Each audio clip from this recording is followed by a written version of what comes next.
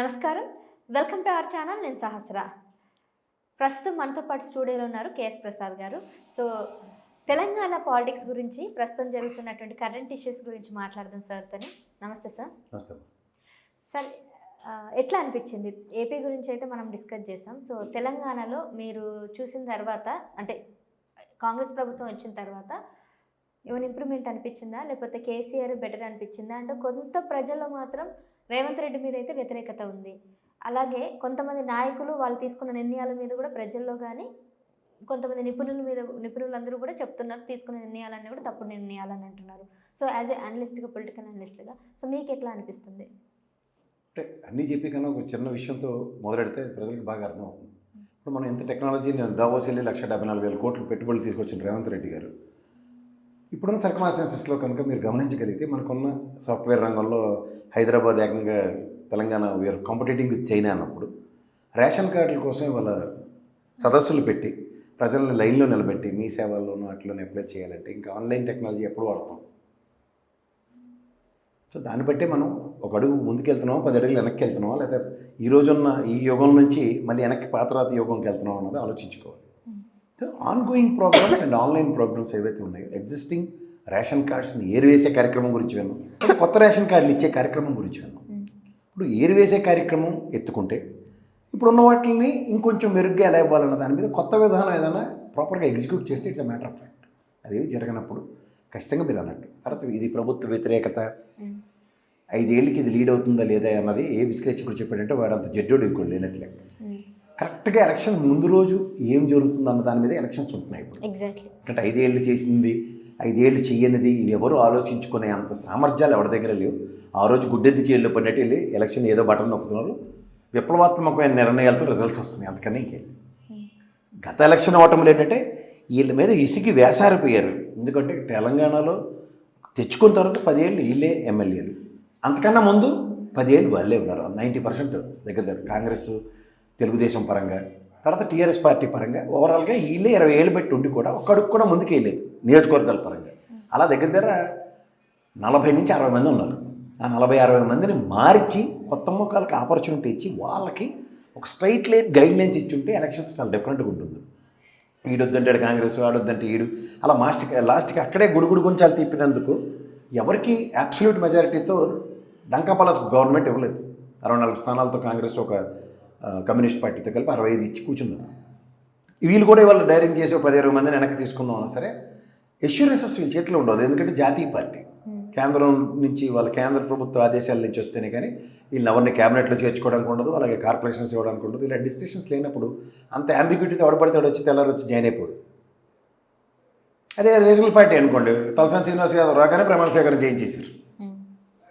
ఆ దీంట్లో ఏంటంటే రాజకీయ ఆవేదన చాలా ఎక్కువ ఉంటుంది రాజకీయ నాయకులకి. అది ఎప్పుడైతే ప్రతి దగ్గర చెక్స్ అండ్ బ్యారికేడ్స్లో ఉన్నప్పుడు ముందుకెళ్ళడం కష్టం. దానితో ఇప్పుడు రేవంత్ రెడ్డి గారు అంత సామర్థ్యం ఇంకా ఎంటైర్ కాంగ్రెస్లో ఇంకా ఎవరికి లేదు. వెనకాల 10-20 మంది ఒక వ్యక్తికి తిరిగే అంత సామర్థ్యం ఇప్పుడు ఎవరికి లేదు. అంచేత రేవంత్ రెడ్డి గారికి ఏ విధంగానూ అవరోధాలు క్రియేట్ చేసేవాళ్ళు ఎవరు లేరు. కాంగ్రెస్లో సాధారణంగా 1-2 సంవత్సరాలకి ఒకటి కాలు మండేయడం, కాలు లాగడం సర్వసాధారణమైన ప్రక్రియ. కానీ ఇక్కడ అంత తీసిమార్కాలు ఎవరు లేరు. ఇంకోటి 10 మంది ఉన్నారు, 20 మంది ఉన్నారని గర్వంగా చెప్పుకొని వాళ్ళు ఏమైనా గ్రూప్ కట్టారు, ఒక స్ట్రాటజీతో నడుస్తున్నారంటే ఇట్స్ వెరీ క్లియర్. పొంగులేటి గారు కొత్తగా వచ్చిన కాంగ్రెస్ రేవంత్ రెడ్డి గారితో ఆయన సమీకరణాల్లో 10 మంది ఖమ్మం నుంచి ఉన్న 20 మంది అయితే లేరు. నల్గొండలో ఉన్న కోమటిరెడ్డి బ్రదర్స్ కానీ ఉత్తమ్ కుమార్ రెడ్డి గారు కానీ వాళ్ళ కాంగ్రెస్ అధిష్టానం నమ్మే పరిస్థితిలో లేదు. ఇంకా మిగిలిన రాజకీయ నాయకులు ఎవరు ఉన్నారు?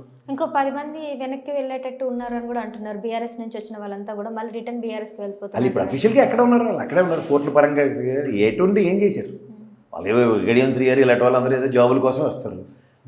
జాబ్ అంటే ఏదో మంత్రి ఇలాంటివి అవన్నీ ఉన్నప్పుడు వాళ్ళకి అసంతృప్తి ఉంటుంది. వాళ్ళు దానం నాగేంద్ర గారు రేవంత్ రెడ్డి గారిని రిసీవ్ చేసుకున్నారు బ్రహ్మాండంగా. ఇంకా సూపర్ అనుకుంటారు. రేపు ఆయనకి రేపు క్యాబినెట్ ఎక్స్పెన్షన్లో ఎక్కడే ఉందనుకో మళ్ళీ ఇంకా 6 మంత్రి వర్గ విస్తరణ ఇంకా జరగలేదు కదా సార్. ఒకవేళ జరిగితే వీళ్ళంతా వెళ్ళిపోతారని భయంకే ఆయన చేయలేదంటారా? ఎవరికి ఇవ్వాలి? ఇప్పుడు కొత్తగా జాయిన్ చేసుకున్న వాళ్ళకి ఇవ్వాలా, పాత వాళ్ళకి ఇవ్వాలా? నిన్న గాంధీ భవన్లో ఎవరైనా ప్రవర్తించారు చూశారు కదా, బట్టి గారి వరకును ఇవన్నీ గమనిస్తున్న మూవ్లే కదా. సడన్గా కాంగ్రెస్ నుంచి జీవన్ రెడ్డి గారు అక్కడ అనిశ్చితలో ఉంది, టీఆర్ఎస్ నుంచి జాయిన్ చేసుకున్నట్టు ఒరిజినల్ కాంగ్రెస్ వాళ్ళందరూ మేము బాధపడుతున్నాం అని చెప్తున్నారు కదా. సో ఇలాంటి మనోభావాలకు సంబంధించిన అవసరంలో ప్రతి మూవ్ చాలా స్ట్రాటజికల్ మూవ్స్ కావాలా.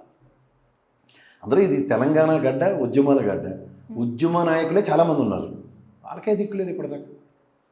సముచిత స్థానాలు ఇంకా ఏర్పాటు చేయనప్పుడు ఏ ప్రాతిపదిక ఉద్యమ నాయకులందరికీ మేము సముచిత స్థానం ఇస్తున్నప్పుడు మా అద్దరికి దయకరానికి ఎక్కడొచ్చింది? అటు భాగంగా దాచోశ్రవణ్ ఉన్నాడు, ఆయనకి కూడా అడ్డుపడ్డారు కదా ఎమ్మెల్సీ కానివ్వకుండా, ప్రభుత్వం వచ్చింది.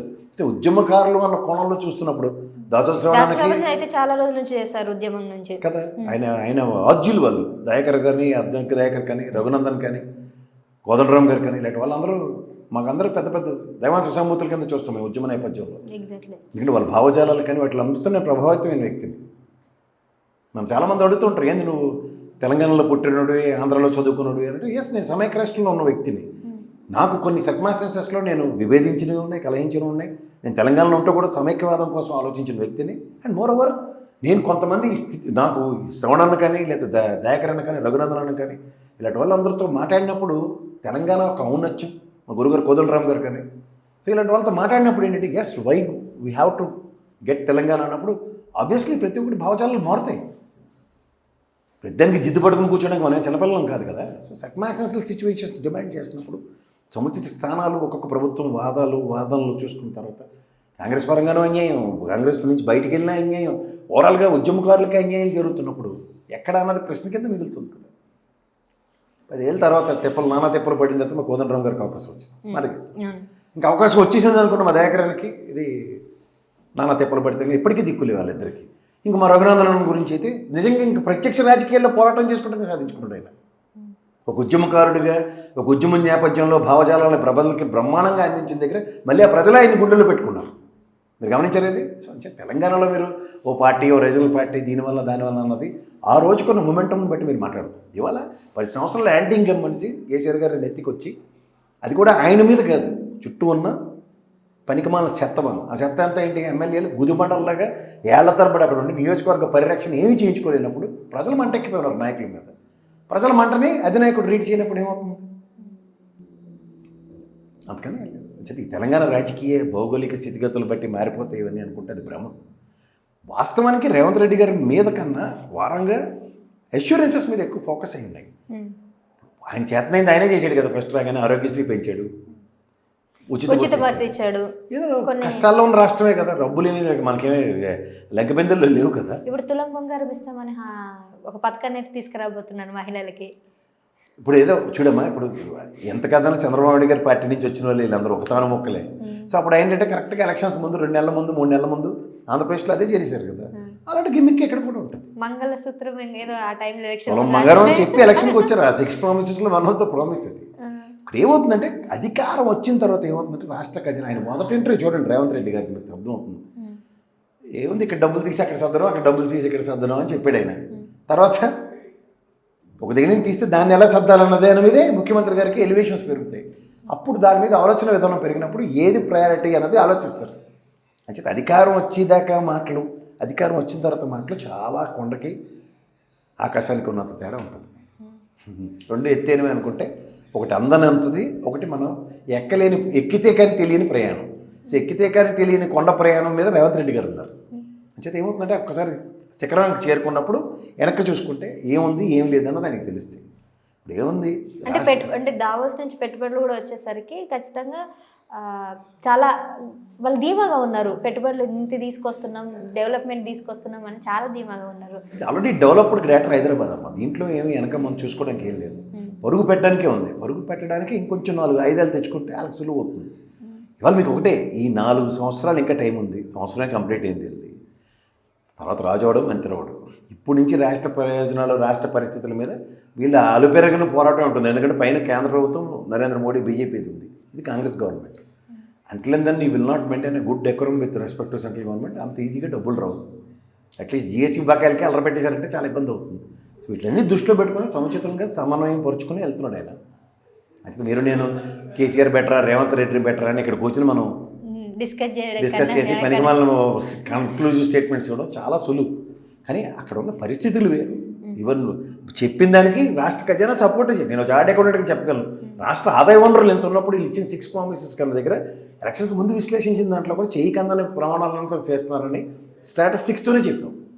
అండ్ ముఖ్యంగా ఆంధ్రప్రదేశ్ రాజకీయాలు చూసుకుంటే Jaganmohan Reddy with substantial evidences with లెక్కలు చెప్పాడు. ఆయన ఏం చేశారు? ఆయన 11కే కూర్చోబెట్టారు. ఇక్కడ కేసీఆర్ గారు కూడా ఆయన చేసినవి చెప్పాడు. గ్రేటర్ హైదరాబాద్లో 19 సీట్లు గెలిపించారు. మిగిలిన రాష్ట్రం అంతా ఏం చేశాడో చెప్పుకోలేక ఏమైంది ఆడ కూర్చోబెట్టి.